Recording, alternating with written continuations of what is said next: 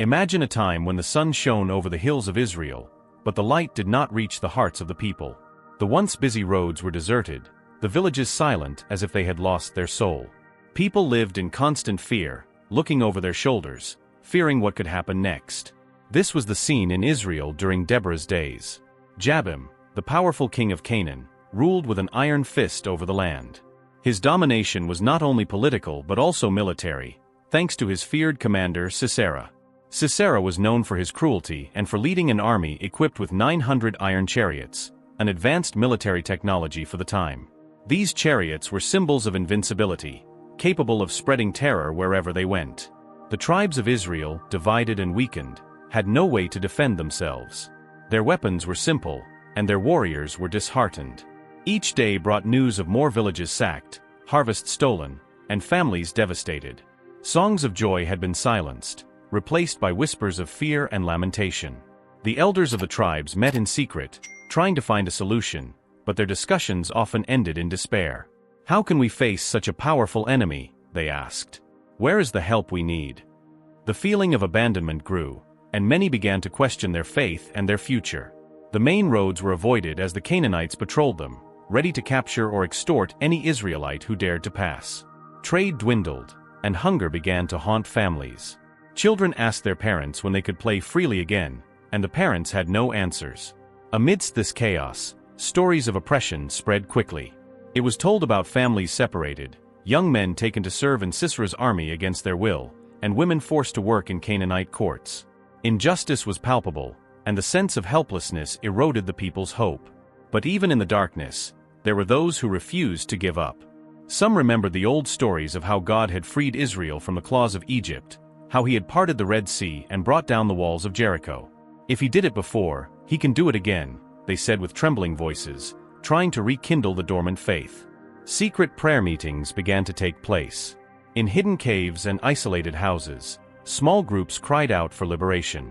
The voices, though low, carried a deep need for divine intervention. They asked for a leader, someone who could unite the tribes and face the enemy with courage and wisdom. It was in this atmosphere charged with tension and despair that the figure of Deborah began to emerge. A woman of unwavering faith and uncommon wisdom, who deeply felt the pain of her people. But before we talk about her influence, it is important to understand that the context of oppression was not just a series of unfortunate events, but a test of Israel's resilience and identity as the chosen nation. Jabin and Sisera's oppression served to undermine not only physical freedom but also to break the spirit and unity of the people.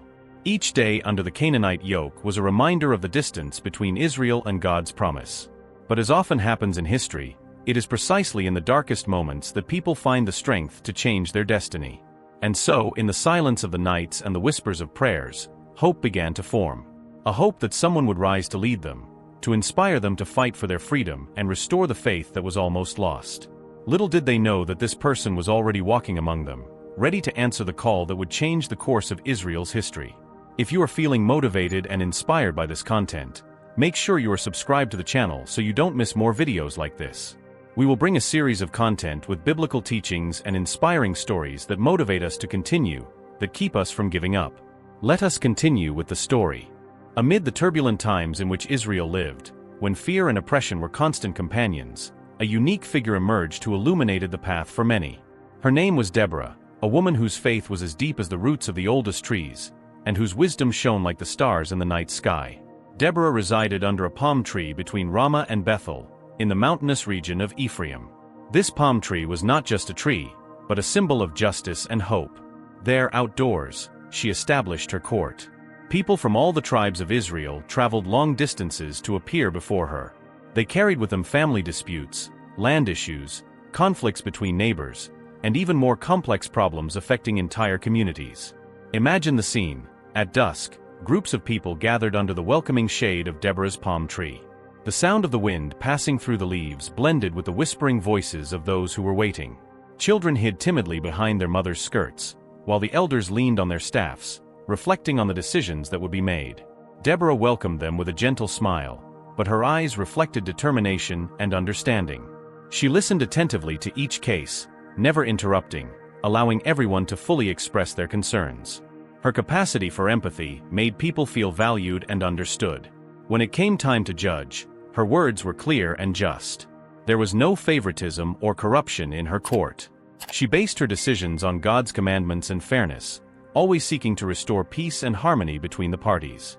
Her reputation was impeccable, and even those who disagreed with the verdict recognized her integrity.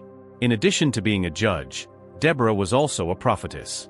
God spoke to her heart, revealing plans and guidance for the people of Israel. In a time when the divine voice seemed distant to many, Deborah was the link that connected heaven and earth. Her prophecies were not just warnings but also messages of hope and promises of liberation. Once, while in prayer, Deborah received a powerful message from God. She knew she couldn't keep it to herself. With courage, she summoned the tribal leaders and shared what had been revealed.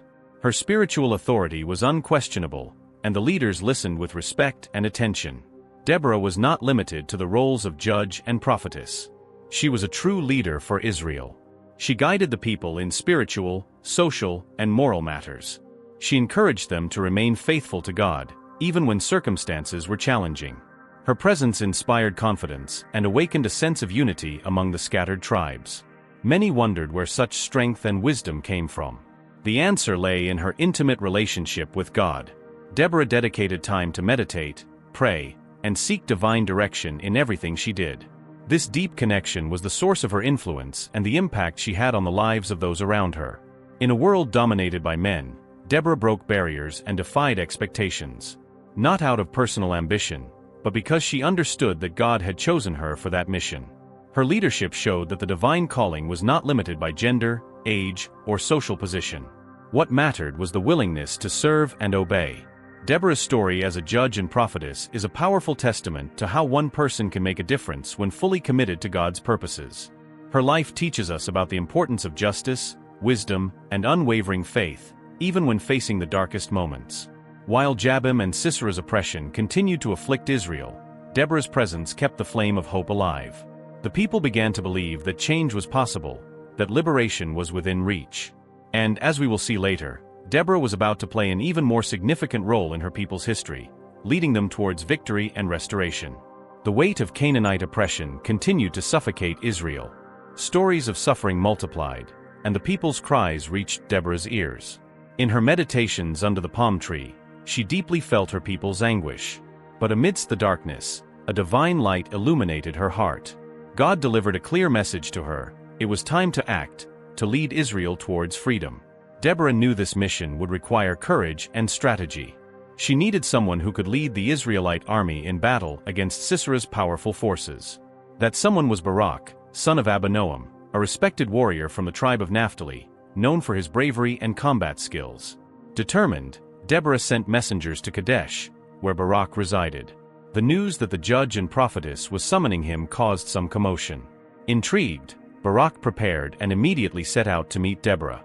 Upon arrival, he was greeted with her usual serenity, but he noticed an urgency in her gaze that could not be ignored.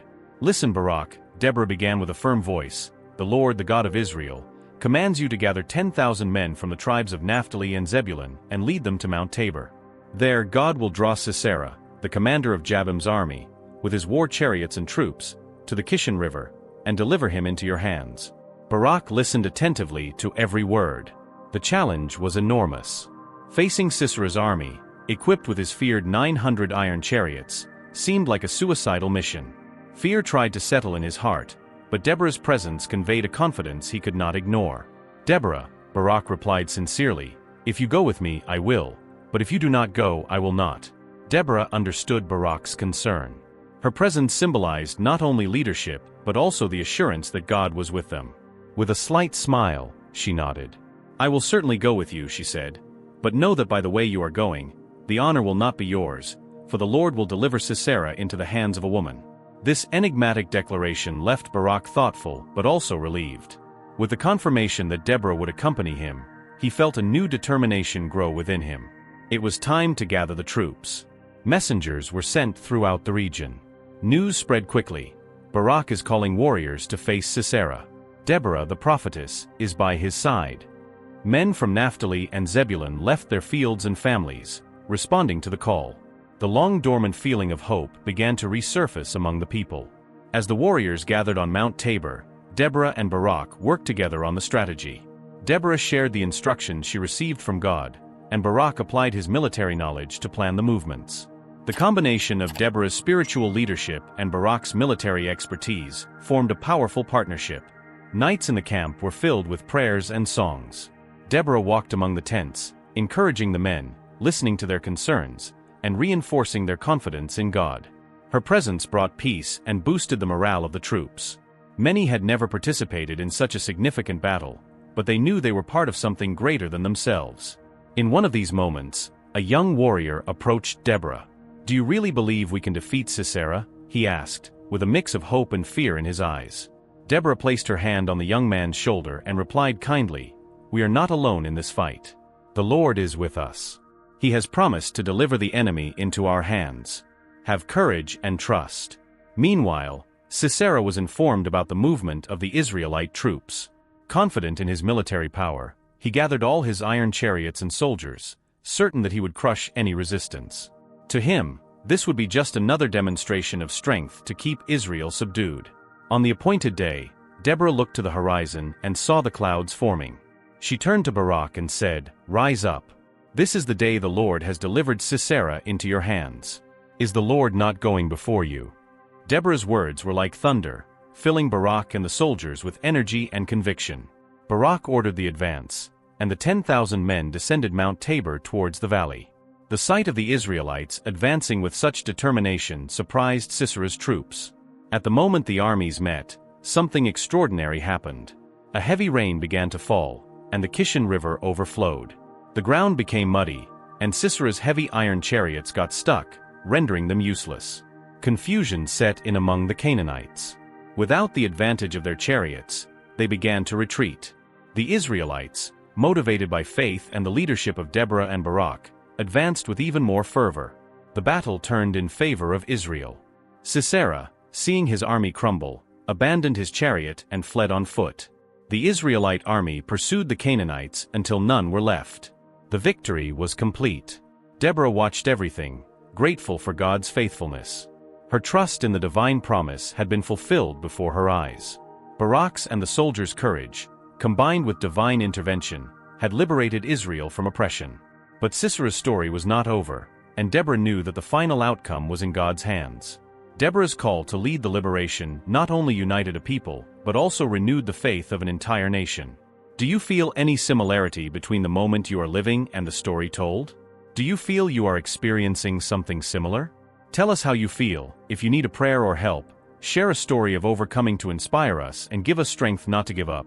Comment if you want to help someone or need help. After receiving Deborah's urgent call, Barak quickly traveled to meet her under the famous palm tree where she judged Israel. The atmosphere was tense. The weight of Canaanite oppression was felt on every face he encountered along the way. Upon arrival, he found Deborah waiting for him, with the same serenity and firmness that characterized her. "Listen, Barak," Deborah began, her eyes shining with determination. "The Lord, the God of Israel, commands you to gather 10,000 men from the tribes of Naphtali and Zebulun and lead them to Mount Tabor.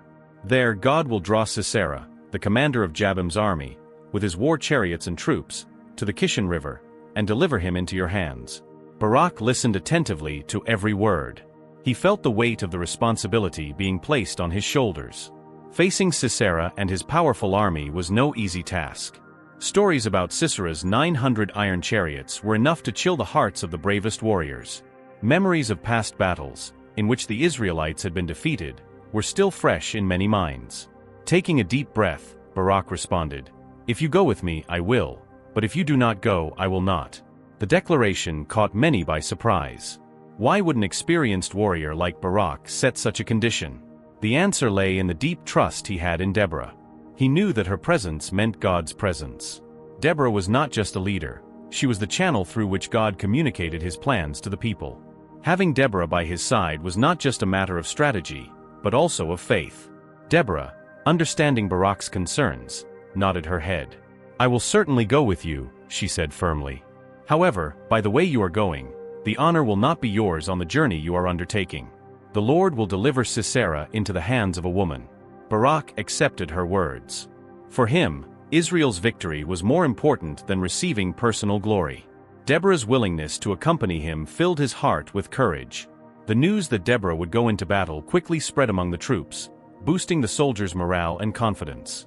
As they prepared for battle, Deborah and Barak worked together. She sought divine guidance, while he organized military strategies. This collaboration between spiritual and military leadership was rare, but proved to be extremely effective. The soldiers, seeing this union, felt more confident. They knew they were not just following human orders, but also fulfilling God's will. Deborah, despite the dangers, did not hesitate to be present on the battlefield.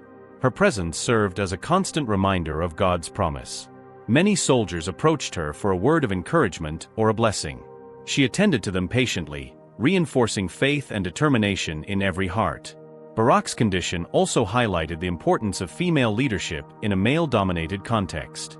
Deborah not only gave advice from afar, she was willing to risk her life for the people. Her courage inspired not only women but everyone in Israel. She showed that true leadership does not depend on gender, but on character, faith, and the willingness to serve. On the day of the battle, Deborah climbed Mount Tabor with Barak. From there, they could see Sisera's vast army approaching. The iron chariots gleamed in the sun, and the sound of the enemy troops echoed through the valley. Many would have retreated in the face of such a display of power, but Deborah remained steadfast. Then she turned to Barak and said, "Rise up. This is the day the Lord has delivered Sisera into your hands. Is the Lord not going before you?" These words were the push Barak needed. With a battle cry, he led the 10,000 men down the mountain. What followed was an intense battle. However, something unexpected happened. Dark clouds covered the sky, and a heavy rain began to fall. The Kishon River overflowed, and the ground became muddy.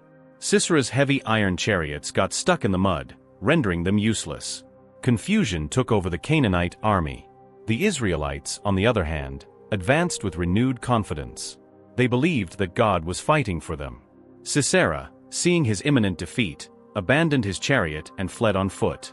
Barak's condition resulted not only in Deborah's presence, but also in the clear demonstration that God was in control. The combination of Deborah's spiritual leadership and Barak's military leadership led Israel to victory. This story reinforces the importance of collaboration between different forms of leadership. It shows that recognizing one's own limitations and seeking support is not a sign of weakness but of wisdom. Barak had no shame in admitting that he needed Deborah by his side. Together, they united the people and changed the course of Israel's history. The victory over Sisera was not only military but also spiritual. It was a triumph of faith over fear, unity over division, and courage over oppression. Deborah and Barak left a legacy that would echo for generations, showing that when leaders work together and trust in God, extraordinary things can happen. The long-awaited day finally arrived. The sun had barely risen on the horizon when the Israelite soldiers began to prepare atop Mount Tabor. The air was thick with tension and anticipation. Deborah was beside Barak, watching the plains below where Sisera's army was approaching. The shine of the enemy's iron chariots reflected the sunlight, creating a scene both impressive and terrifying.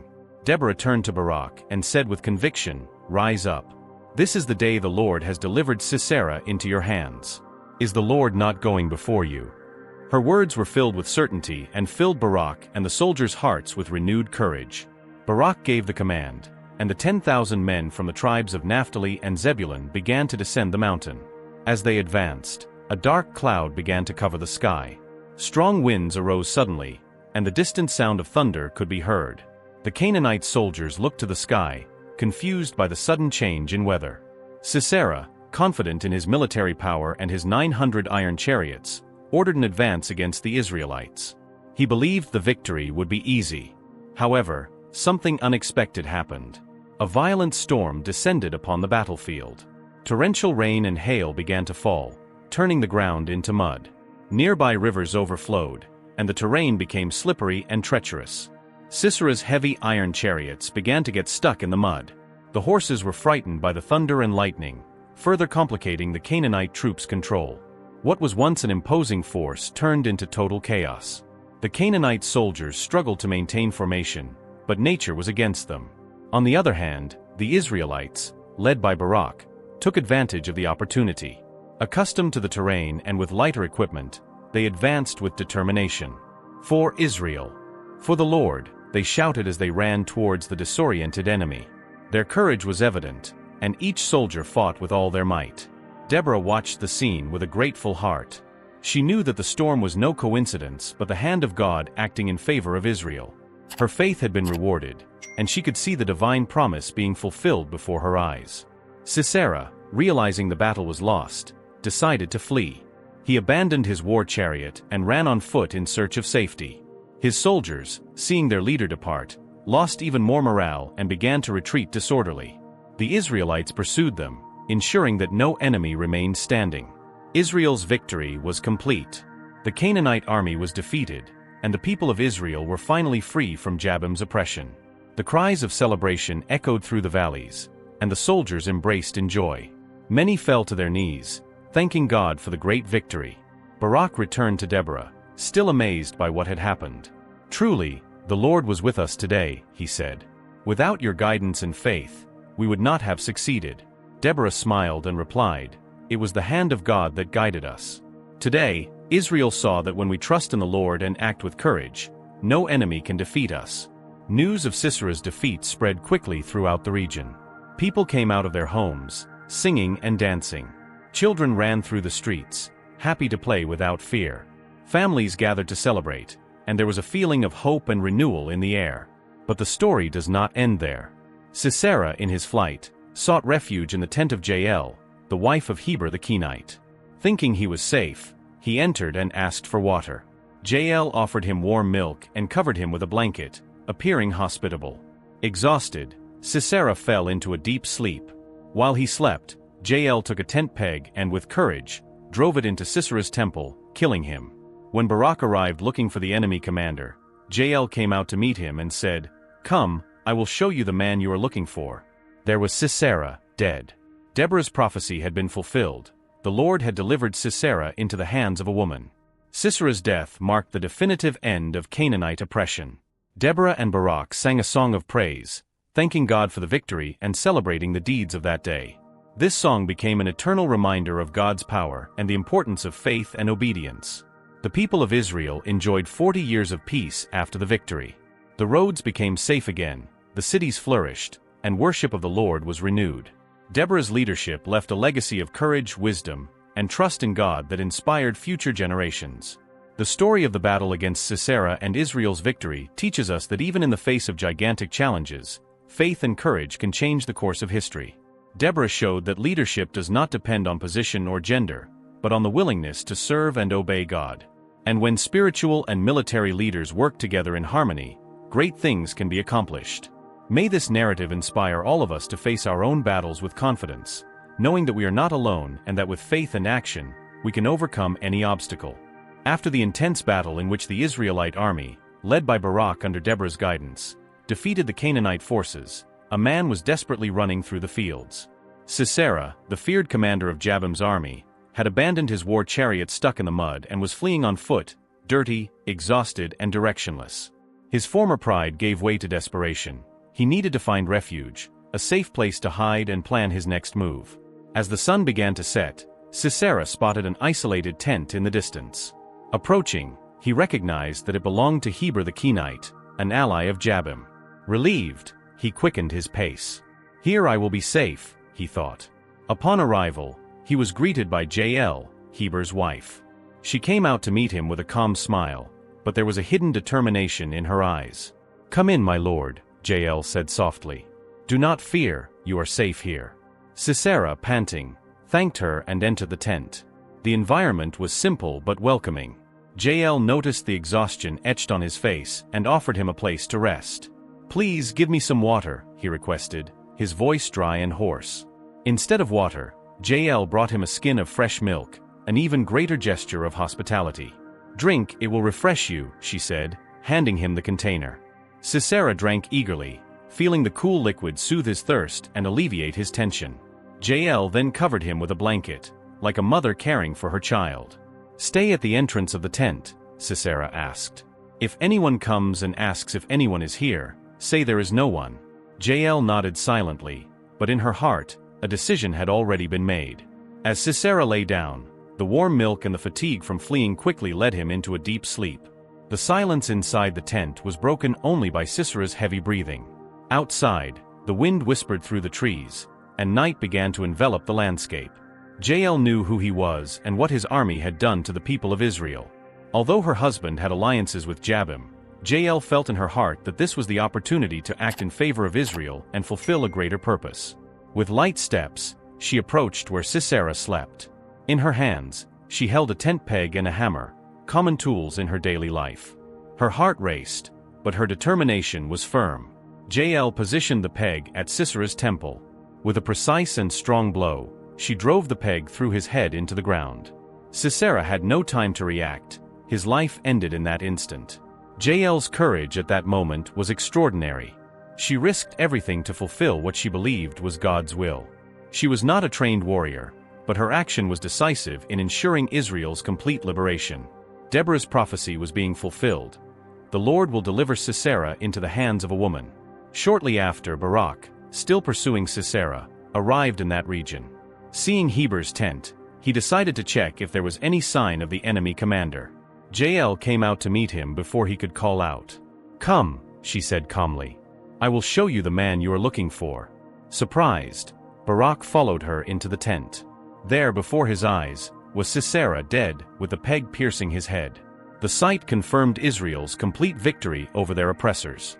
Barak understood that Jael's courage had sealed Sisera's fate and completed the mission God had established. The news spread quickly. The people of Israel celebrated not only the victory on the battlefield, but also Jael's courageous act. She, a woman without a prominent position, became a national heroine. Her name would be remembered in songs and stories passed down through generations. Upon learning what had happened, Deborah composed a song in honor of Jael. "Blessed is Jael among women.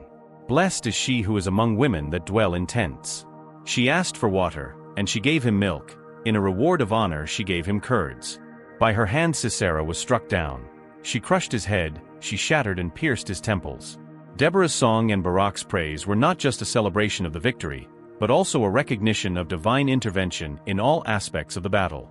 From the storm that destabilized Sisera's army to Jael's courage, everything pointed to God's hand acting in favor of Israel.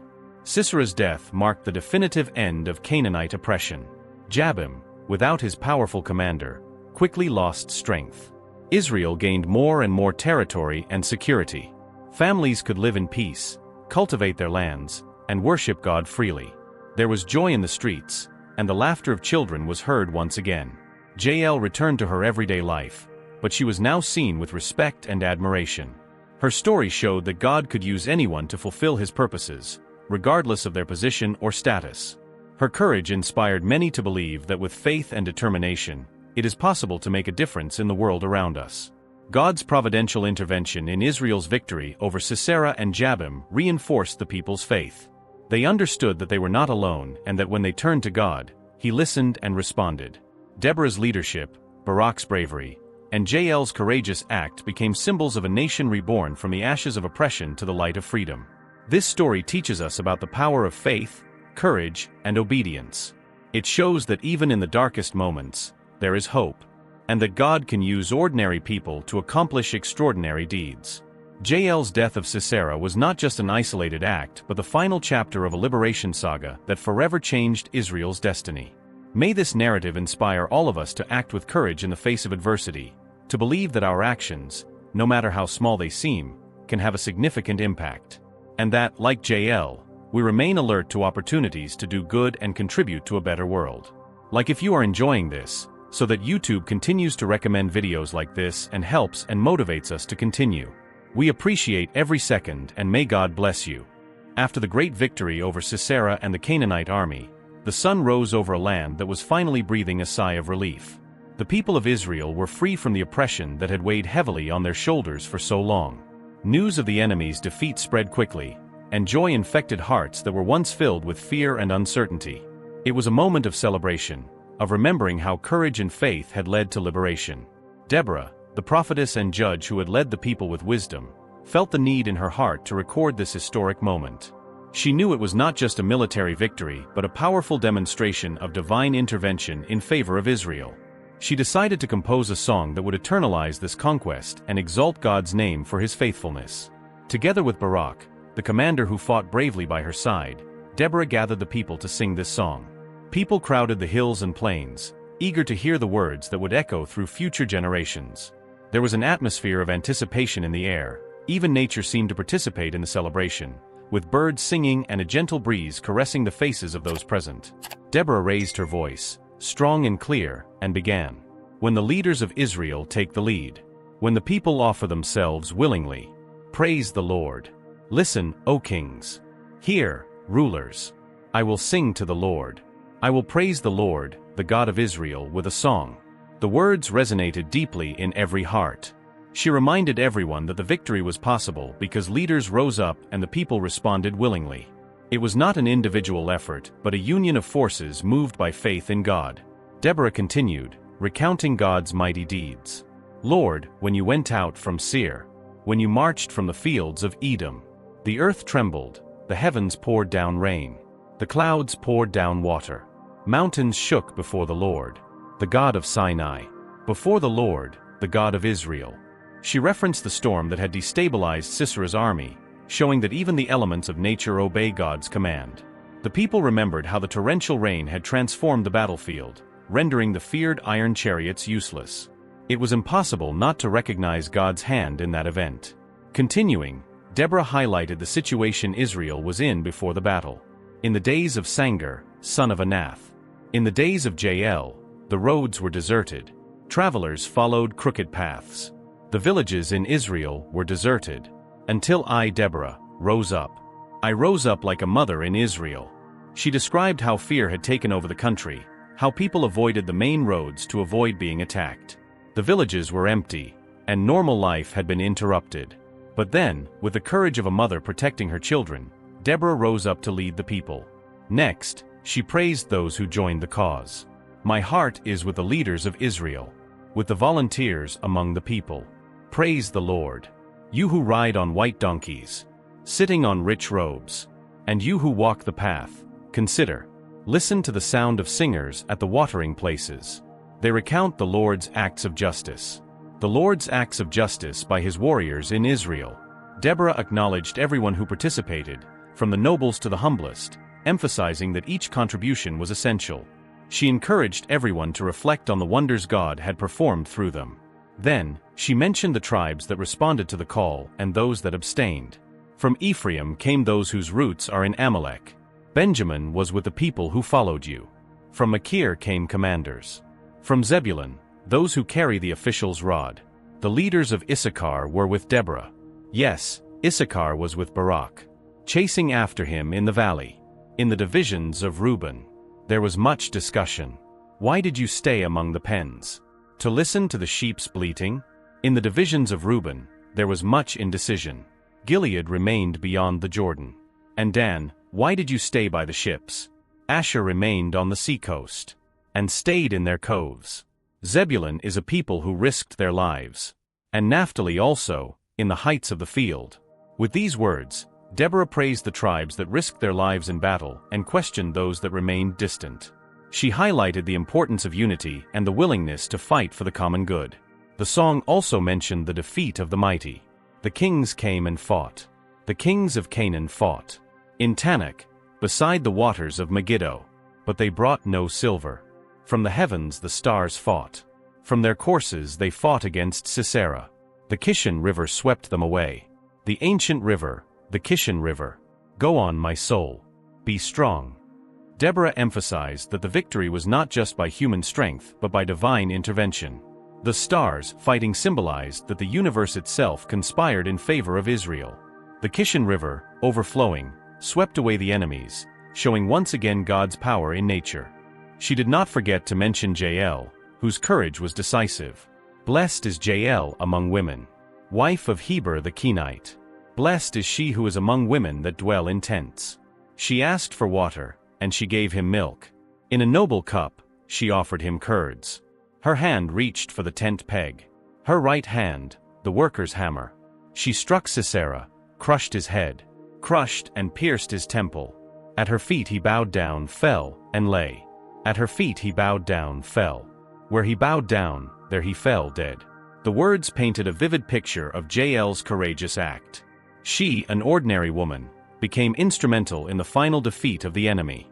Deborah exalted her bravery, showing that God can use anyone to fulfill his purposes. Finally, the song concluded with a reflection on Sisera's mother, waiting in vain for her son's return. From the window looked Sisera's mother. Behind the railing she exclaimed, "Why does your chariot take so long? Why is the noise of your chariots delayed?" The wisest of her ladies answered, and she kept repeating to herself, "They must be dividing the spoil they took. 1 or 2 maidens for every man. Colorful clothes as spoil for Sisera. Colorful and embroidered fabrics. Colorful and embroidered clothes for my neck. All of this as spoil." Deborah used this image to show the contrast between the oppressor's expectations and the reality of divine justice. While Sisera's mother awaited triumphs and riches, defeat was what had truly occurred. The song ended with a wish and a blessing. "Thus may all your enemies perish, O Lord. But let those who love you be like the sun when it rises in its strength." And the land had peace for 40 years. The final words were a prayer for all of God's enemies to be defeated, while those who love him would flourish. The peace that followed was a testament to the impact of that victory and Deborah's leadership. Deborah's song was not just a momentary celebration, but a legacy left for future generations. It taught about the importance of faith in God, courage in the face of adversity, and unity among the people. It also showed that true leadership involves serving others and recognizing that achievements come from the divine hand. People sang these words at festivals, family gatherings, and moments of reflection. Parents taught their children, and grandparents recounted the story to their grandchildren. Thus, the memory of Deborah, Barak, Jael, and all who participated in that great victory remained alive. The song became a symbol of Israel's identity, reminding the people that even in the darkest moments, God's light can shine and bring liberation.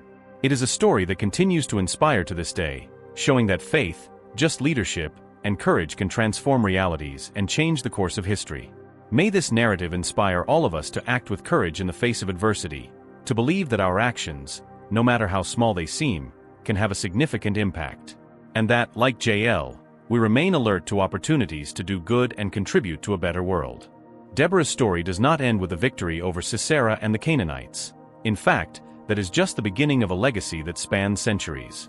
Her life and actions left an indelible mark on Israel's history and continue to inspire people around the world to this day. Deborah became a powerful symbol of inspiring leadership, unwavering faith, and courage in the face of adversity. After the victory, Deborah's fame spread across all the tribes of Israel. People spoke of her not only as the judge who brought justice in times of oppression, but also as the leader who, with courage and trust in God, led the people to freedom. Her wise decisions and her willingness to listen and understand the people's needs made her beloved and respected by all. Deborah showed that leadership is not restricted by gender, social position, or age. In a predominantly patriarchal society, she broke barriers and demonstrated that the ability to lead comes from character, wisdom, and faith. Her stance encouraged other women to recognize their value and potential to contribute significantly to their communities. Her unwavering faith in God was the foundation of all her actions. Deborah deeply believed that God was with the people of Israel and that, with determination and obedience, they could overcome any obstacle. This faith was not passive. She acted according to divine direction, motivating others to do the same. Her confidence inspired confidence in others, creating an environment where collective faith could flourish.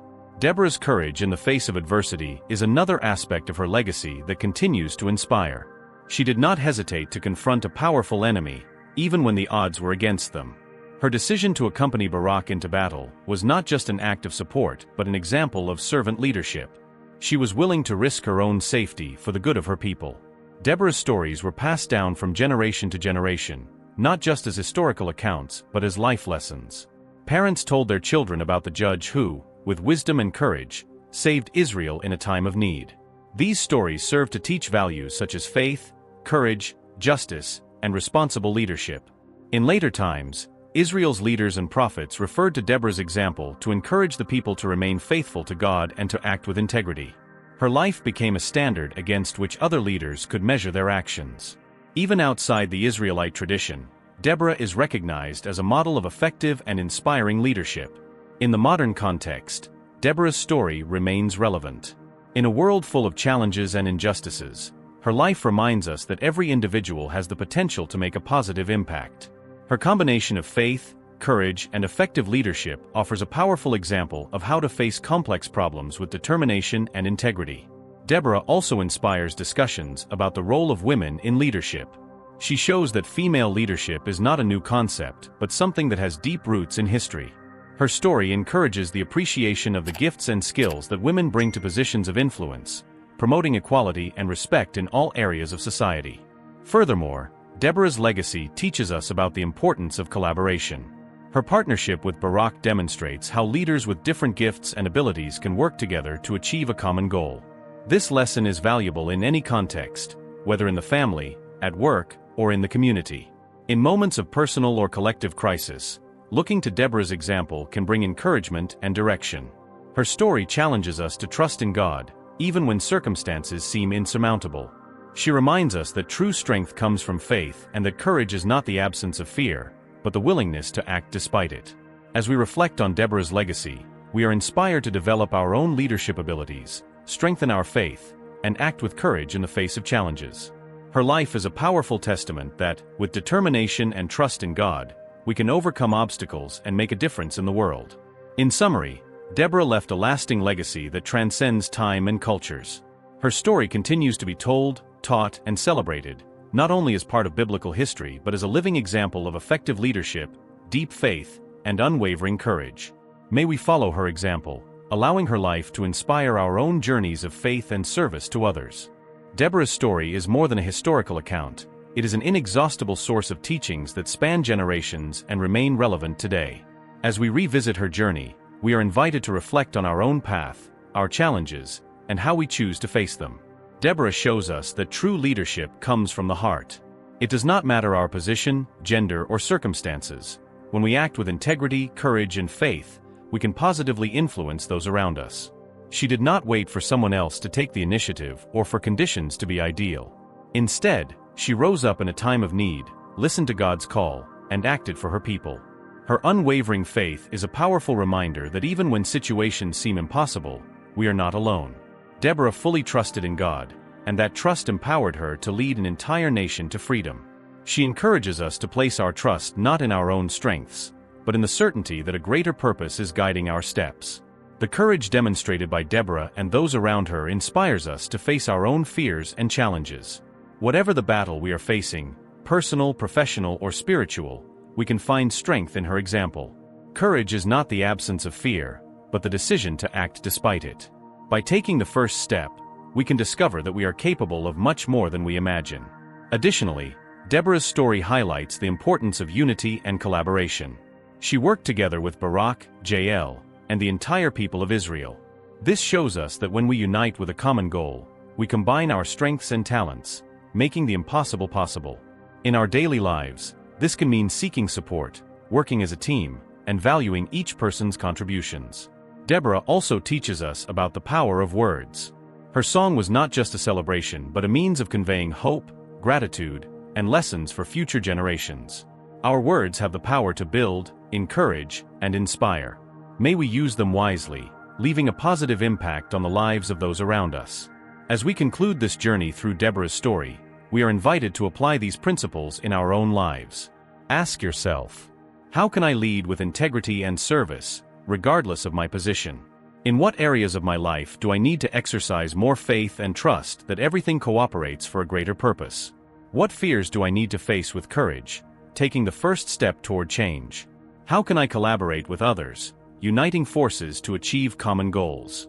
In what ways can my words bring hope and inspiration to those around me? Remember that each of us has the potential to be a positive influence in the world. Just as Deborah made a difference in her time, we can be agents of change in our families, communities, and beyond. Do not underestimate the impact your actions and decisions can have. May Deborah's story motivate us to live with purpose, lead with love, and face challenges with determination. And as we do so, may we leave a legacy of faith, courage, and hope for the generations to come. May you be inspired by Deborah and be a light in the lives of many. Thank you for watching up to here, and don't forget to subscribe and activate the notification bell to see more content like this and stories of overcoming, motivation, and interesting topics. Until next time.